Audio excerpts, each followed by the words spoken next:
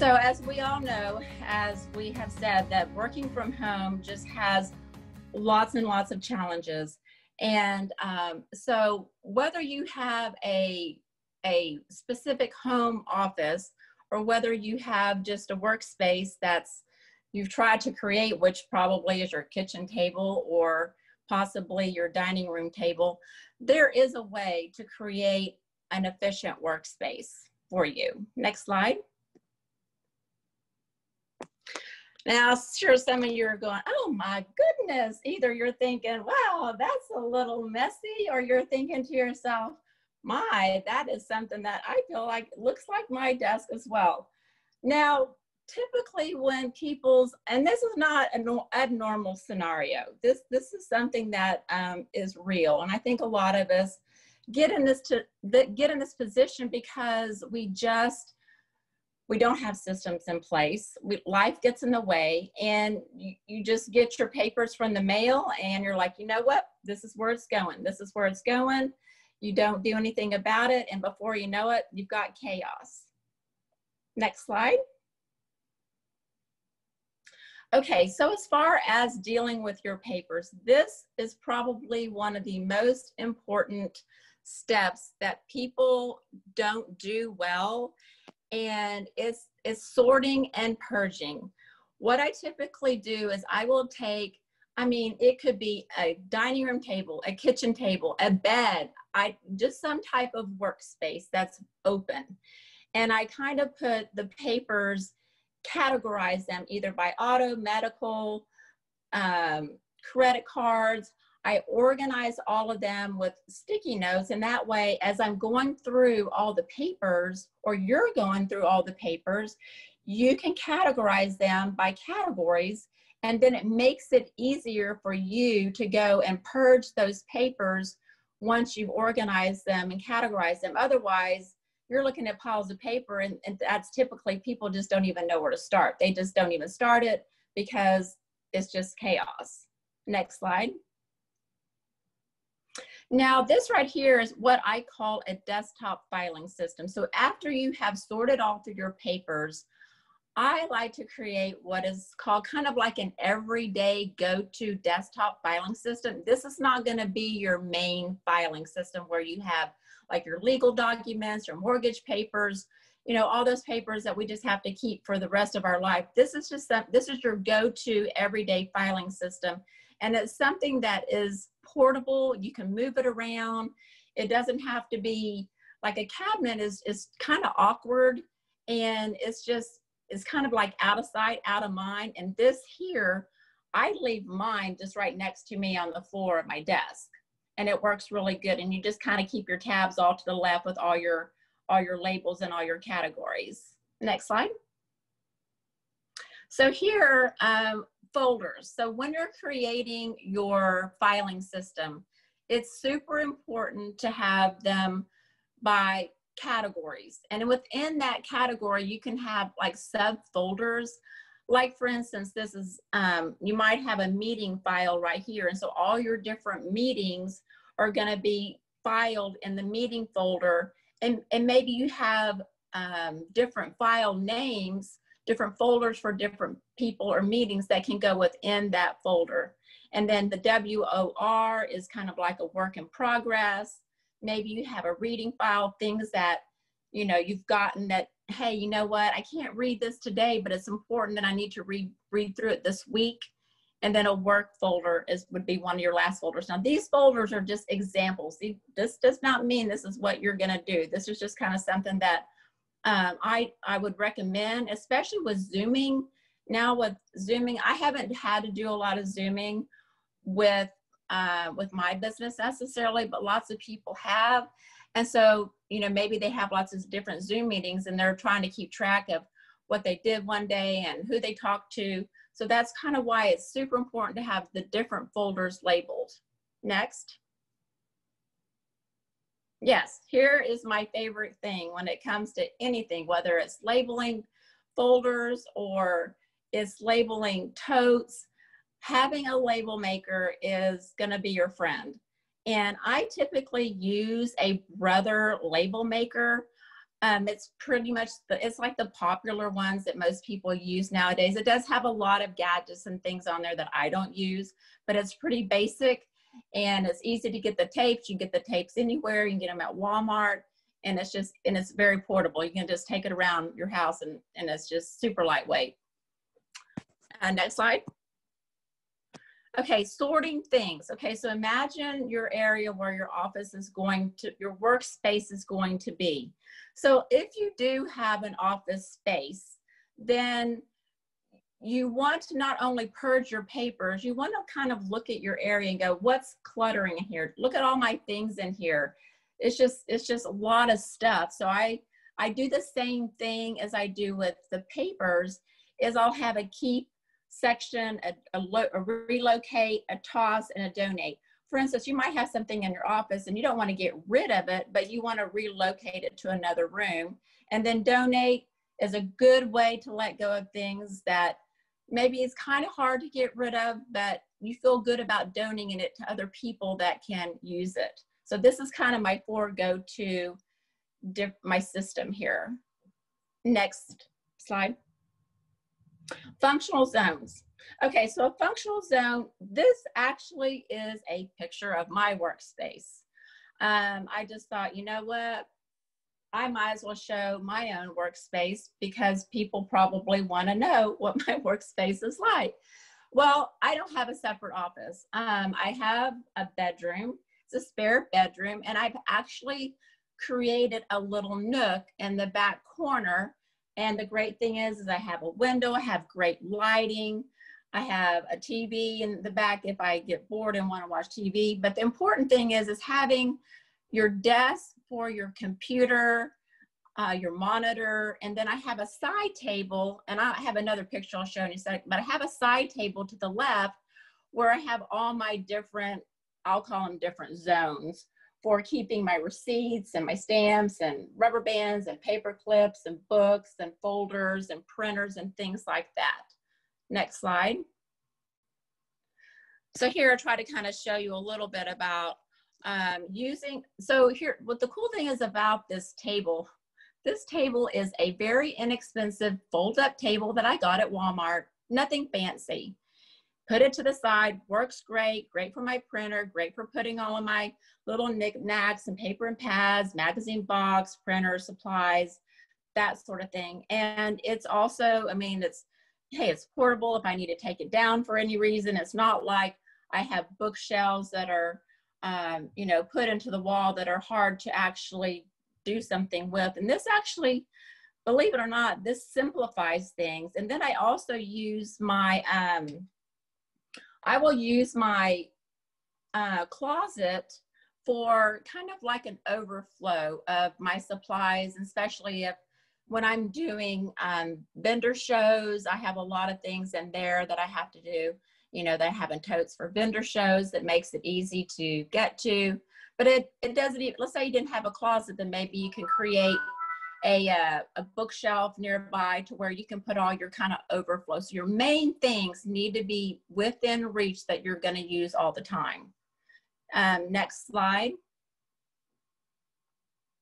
Okay, creating and inviting workspace. So yes, we want to have it pretty, but we want to simplify it.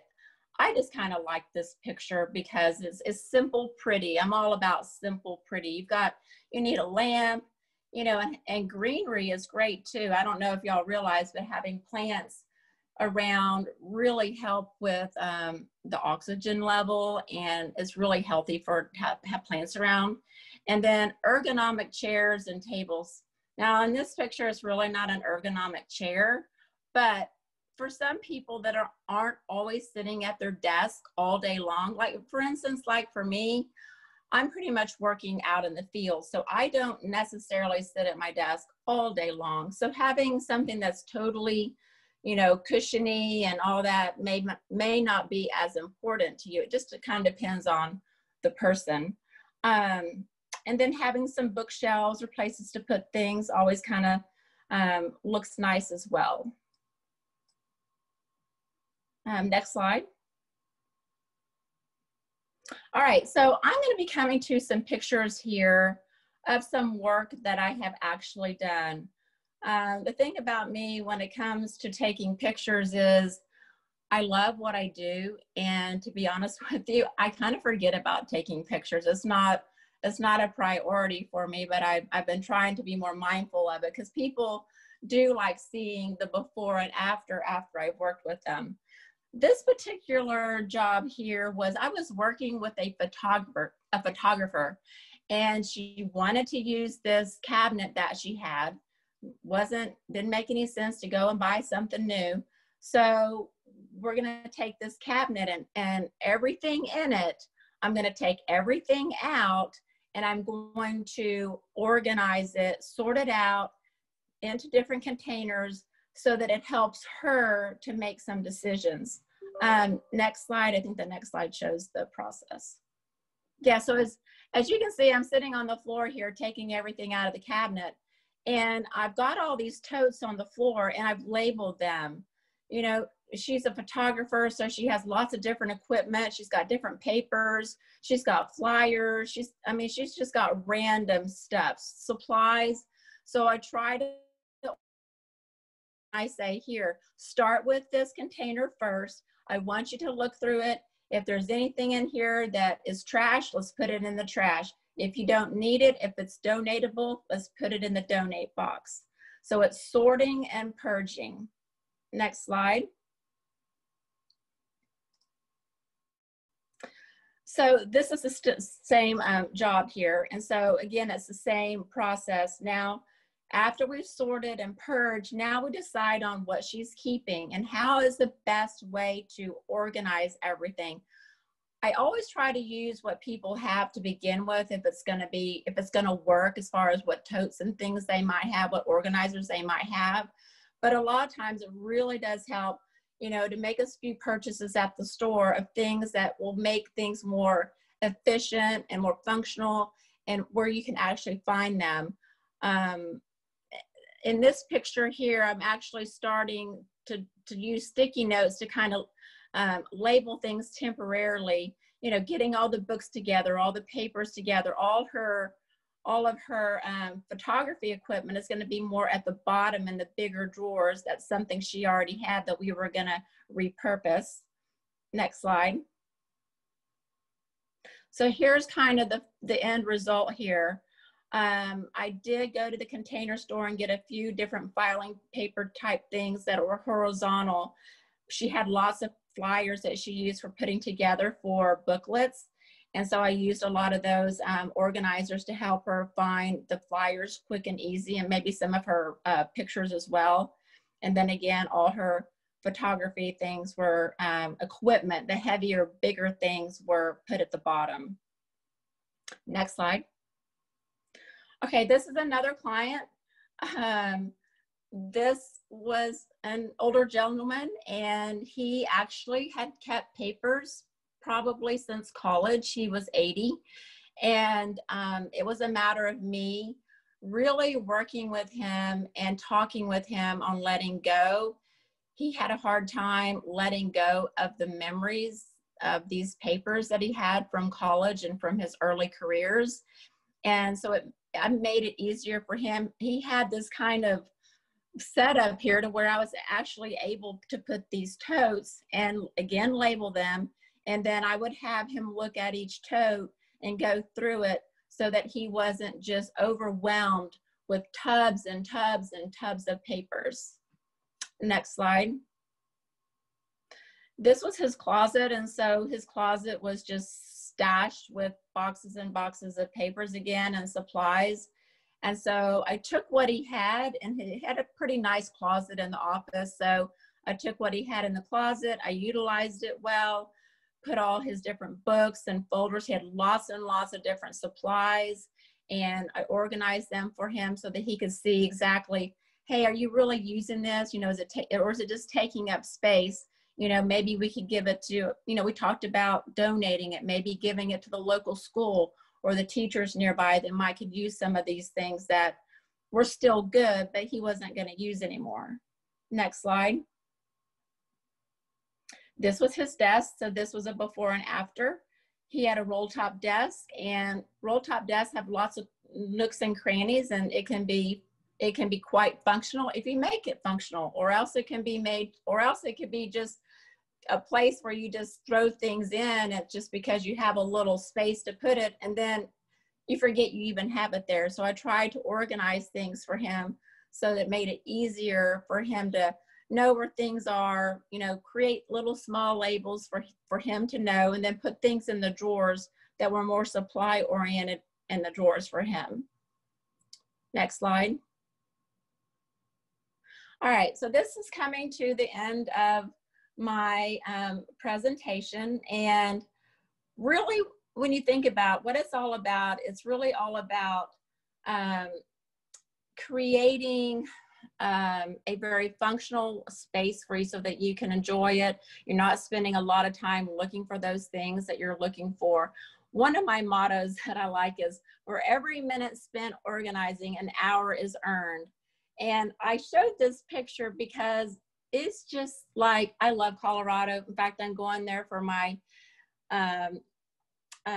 vacation next week with my sister and my nephew. And it just makes me realize how, you know, time is precious.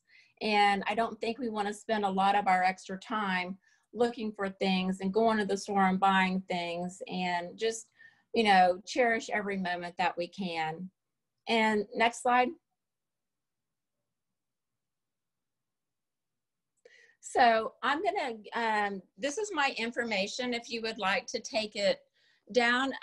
This is my phone number. My website is korganizing.com. I'm sorry, I thought I had, I guess not on this slide, I didn't have my email address, but my email address is kim@kimsorganizingsolutions.com. And also I have, I don't know if you'll have had a chance to check out my booth. I have a couple of packages, special offers for the Montgomery Home and Outdoor Living Show, if you would like to check those out. Also, our presentations are all going to be on demand for, I believe, through October 4th. So if there's any presentation or workshop that you missed, or you would like to go back and see again, feel free to check our the on demand that's going to be on our website as well. And I'm going to take some question and answers now. Who has a question? I'm sorry, I'm looking on my phone because of this chaos I'm having with my computer at home. So is there any questions? Okay. Hello, can you hear me? Hi, Sue. Hi, Sue, welcome. Thank you. I can see you know a lot about home offices, and I'm retired, but I do projects, and I use a kitchen table like you mentioned. It's 5 feet by 3. If I go back up to my old home office upstairs, it's a little table that's half the size. And I've got cubbies and things like that, but I prefer working downstairs because I can lay out my projects. So do you recommend I get some totes to throw in my stuff when we... I'm sorry, you were cutting out there for a second for whatever reason. So you were saying that you have a space upstairs and you also have a space downstairs? Well, upstairs there's a real office, but the table is half the size of the 5 by 3.5 foot kitchen table that I love. Okay. Yeah, but so do you find yourself, do you work more downstairs for a lot of things than you do upstairs? Yes, because I can lay everything out. Yes, you definitely want to make whatever space that you work in the most, you want to make that your functional space for working. So you may have sometimes it's good, it just depends. I've had people where same situation, upstairs, downstairs.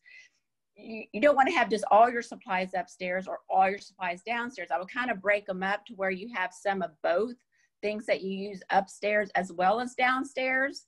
But yes, creating a little space. It could be even like for me in my room, I have that side table that I have. I will actually use underneath the table as a space for putting totes and things as well. And if you like, what we could do, why don't you take my, get my name and my phone number, and why don't we do a chat where I can actually, if you send me some pictures, it really helps so that I can kind of see your spaces. And then sometimes we can also just, I can just do virtual. We can do FaceTime or what have you, or Skyping or whatever, and we can look at your space. And it helps me to kind of see your space a little bit better as well. But definitely you want to have all of your working stuff in the location you're going to be working. You don't want to have to be going back and up and down, up and down.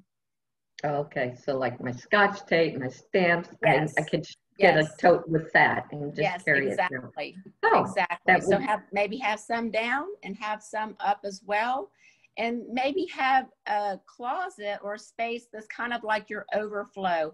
All your supplies, like your extra tape and your extra paper, all that's extra, put it in there so that when you need extra, it's your go-to area. But I would definitely have the right type of totes for your supplies and whatever else that you're going to be working with. And I'd love to talk to you about that too. I can help you with that. Well, you just helped me. I think that's all I needed was that. Okay, great. Getting totes with everything, because I would think, I'm going upstairs, I'll take care of that later. And then now you're saying, just have the basics, your stamps, your paper clips, and yes, Scotch tape. And yeah, so, I can do. And so one thing I don't know if I emphasize this in my presentation, but I highly suggest using clear totes. Clear totes, you can see what's in there. The Container Store, what I like about the Container Store's clear totes is they're great quality. They have clear lids. They have different sizes. They have what's called a men's shoe box that I use. It's perfect for putting papers in if you needed to. But it stacks well, it labels great, it looks nice. No, they're not fancy, but they're functional, and it really looks streamlined as well. Okay, so the men's shoe boxes are bigger than women. Yes, the men's shoe box is, yes, I love it. It seriously is like my favorite container in all of the Container Store.